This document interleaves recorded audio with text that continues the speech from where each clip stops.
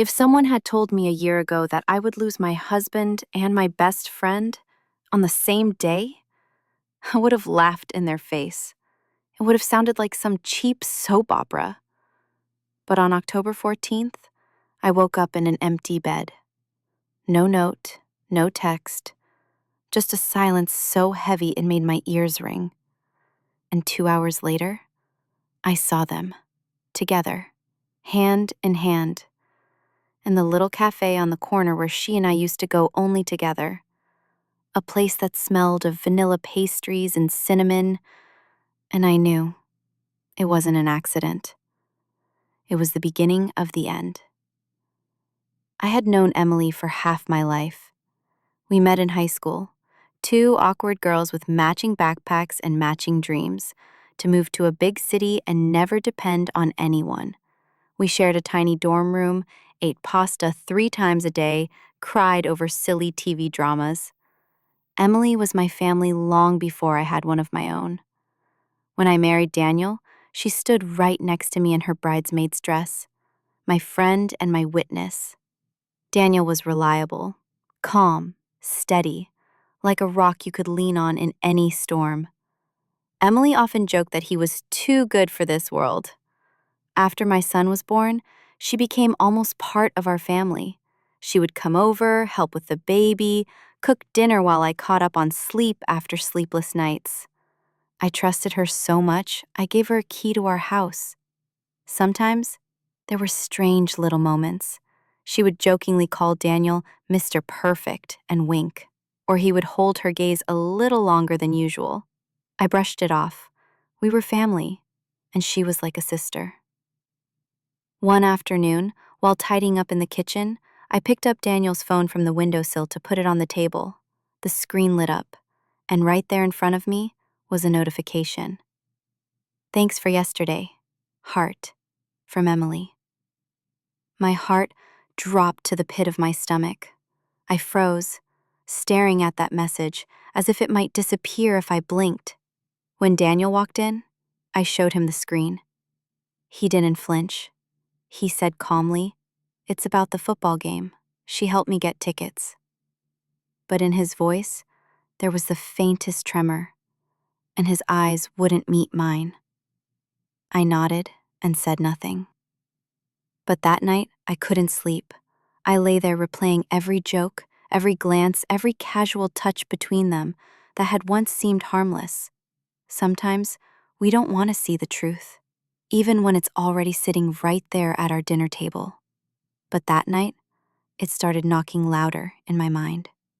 A few weeks later, it was my son's birthday.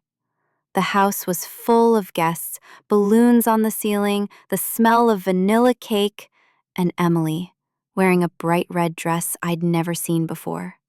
She walked in like an actress stepping onto a premiere, and for the first time, I noticed how Daniel looked at her, the way a man looks at a woman, not his wife's friend. All evening, he hovered around her, pouring drinks, making jokes, helping her carry plates, and when she laughed, his whole face lit up, not in the way it does when he laughs with me. At one point, I caught her eye. It wasn't the look of a friend, it was a challenge, as if she was saying, "I'm here, and I know you see it." After the guests left, Emily stayed behind to help clean up. But Daniel suddenly said, "I'll take care of it. You go rest." They stayed in the kitchen together. I went to the bedroom, but didn't close the door. I could hear their quiet laughter. I couldn't make out the words, but my heart tightened like I was being pushed out of my own home. That night, for the first time, I felt like a stranger in my own family. A couple of weeks later, I went out in the morning to buy groceries. Passing a small cafe downtown, I spotted two familiar silhouettes by the window: Daniel and Emily. He was leaning slightly toward her. She had her hand on his forearm, both of them smiling. I stopped, watched for a few seconds, as if they were strangers. Emily saw me first. Her smile faltered for just a moment, but then she waved as if nothing was wrong. When I walked in, she said, "We just bumped into each other. He was driving by." Daniel, without blinking, added, "We were planning a surprise for you." But on the table between them were 2 glasses of wine. Not coffee, not tea, wine. At 10 in the morning. I sat on the edge of my chair, barely touching my drink. I listened to them talk, but in my head, only one thought kept repeating. A surprise? For me? That day, I decided I would start gathering proof. Not feelings, not guesses, proof. That evening, when Daniel went to take a shower, I picked up his phone. My hands shook so badly, I could barely type the password. In his messages, their chat was saved under the name Work. But the very first message froze me in place. "I can't wait until we're alone." I scrolled. Short sentences, half hints, emojis, photos from places where they had accidentally met. I took screenshots and sent them to myself. Put the phone back exactly where it was. All evening, I acted normal. Put our son to bed, washed the dishes, listened as Daniel talked about his day, but inside, I was boiling. Late that night, I locked the door, pulled out my phone, and set it on the table. "Daniel, we need to talk." He looked at the screen, then at me, and said nothing. Emily, whom I had invited over for tea, sat across from us. Her face went pale, her eyes filled with tears. "It was a long time ago," she began. "We didn't want to hurt you." And in that moment, I realized both my marriage and 15 years of friendship were collapsing right in front of me. The next morning, I packed Daniel's suitcase and set it by the door. I didn't yell. I didn't make a scene. I just said, "You're leaving. Today." He didn't argue, didn't try to explain, just picked up a suitcase and walked out without meeting my eyes. Emily disappeared from my life on her own, deleted me from all social media, stopped calling, and a month later, I saw their wedding photos in a local newsfeed. Strangely, I didn't cry. My chest felt empty.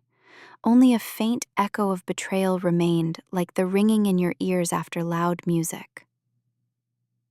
I stayed with my son. We built a new life, breakfasts together, trips to the park, movies at night. And the further time went, the more I understood a husband's betrayal is a wound that heals, but a best friend's betrayal leaves a scar for life. These days, my life is quiet. Sometimes I see them in town, walking hand in hand, pretending they don't notice me, and I just walk past, without speeding up, without looking away. I don't look for explanations anymore. I don't replay what went wrong. You know, now I'm certain of one thing. Betrayal always starts with little things.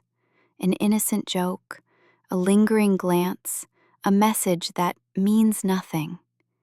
We like to think we'll recognize the moment everything starts to fall apart. But the truth is, we only realize it when we're already standing in the ruins. I haven't forgiven them, and I won't. But maybe you would have done it differently? Write in the comments. I wonder how many of you would say, yes.